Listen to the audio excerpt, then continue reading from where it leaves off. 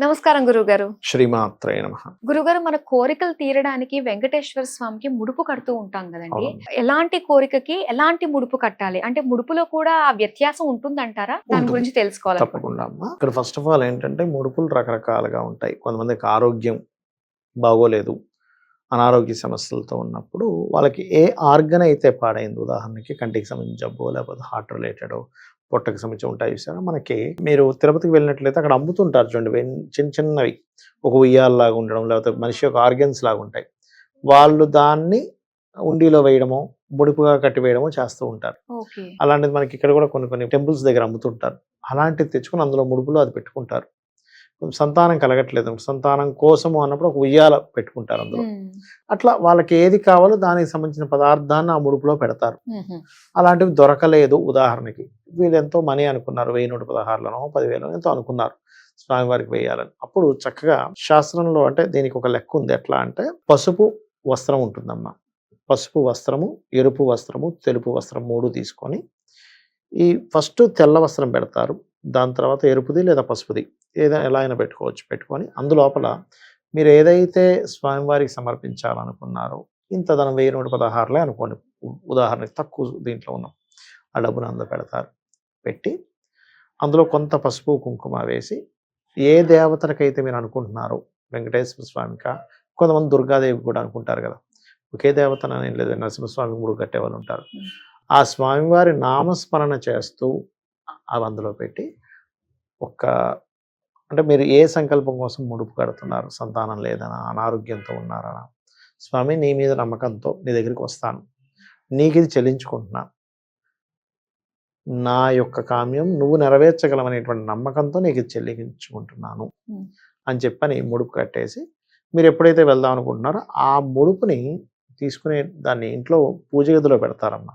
పూజ గదిలో పెట్టి దాని తర్వాత తీసుకెళ్లేటప్పుడు కూడా అది ఎక్కడ పడితే అక్కడ పెట్టడం లాంటివి చేయకూడదు ఎప్పుడు కూడా. ఒక దేవతా సంబంధించింది మనం ఎంత పవిత్రంగా భావిస్తామో దాన్ని సపరేట్గా ఒక బ్యాగ్లో పెట్టుకొని దాన్ని జాగ్రత్తగా తీసుకెళ్ళి ఆ ముడుపులు అందులో వేయాలి.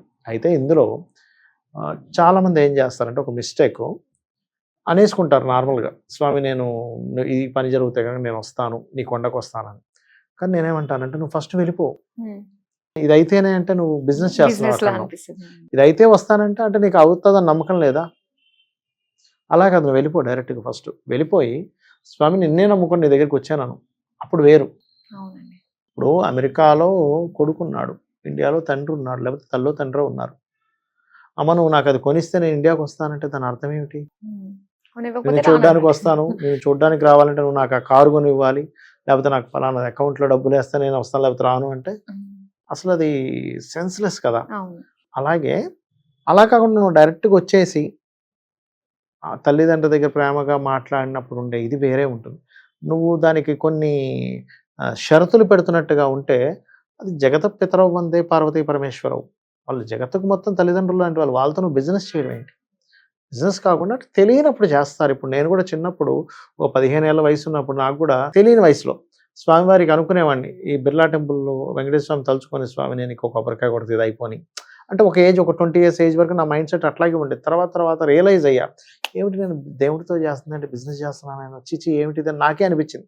అంటే ఒక 15 ఏళ్ళ వయసు నుంచి ఒక 4-5 సంవత్సరాలు నా మైండ్ సెట్ అలాగే ఉండేది. నిజంగా చెప్తున్నానమ్మా, దాచిపెట్టుకోవడానికి ఏముంది, యుక్త వయసులో అలాగే ఉంటుంది.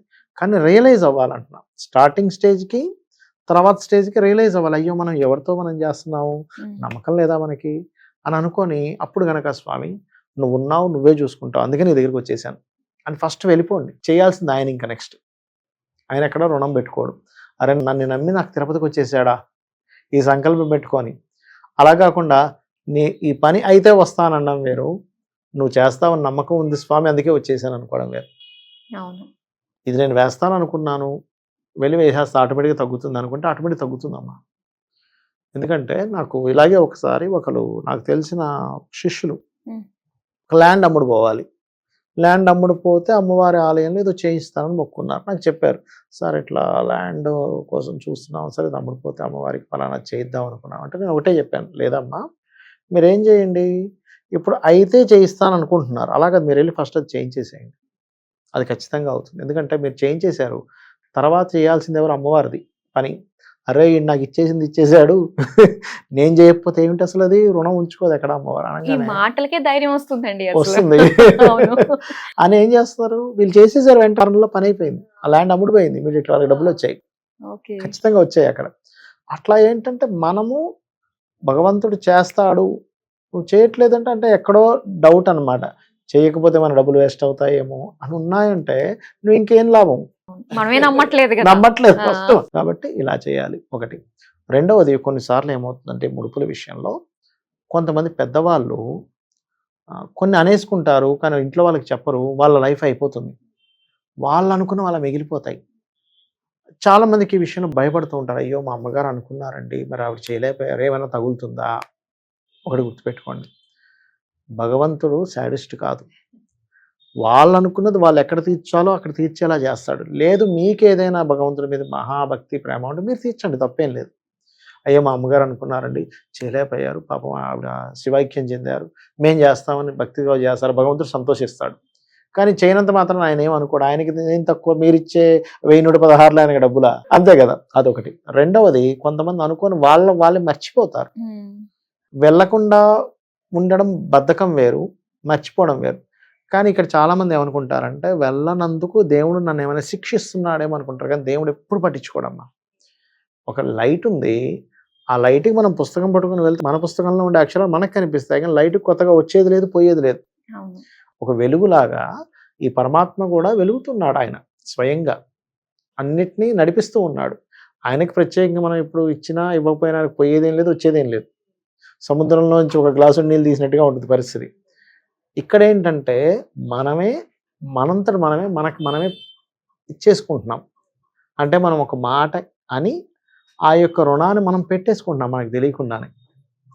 ఇక్కడ మరి ఎవరండి దీన్ని పట్టించుకుంటారు అంటే కిందని దేవతలు ఉంటారమ్మా, గణాలు ఉంటాయి కొన్ని, అష్టభైరవులు, శక్తి, వాళ్ళకు ఉండేటువంటి శక్తి దేవతలు ఉంటారు కొంతమంది. అంటే మెయిన్ పరమాత్మకి, మూల పరమాత్మకి కిందను ఉంటారు.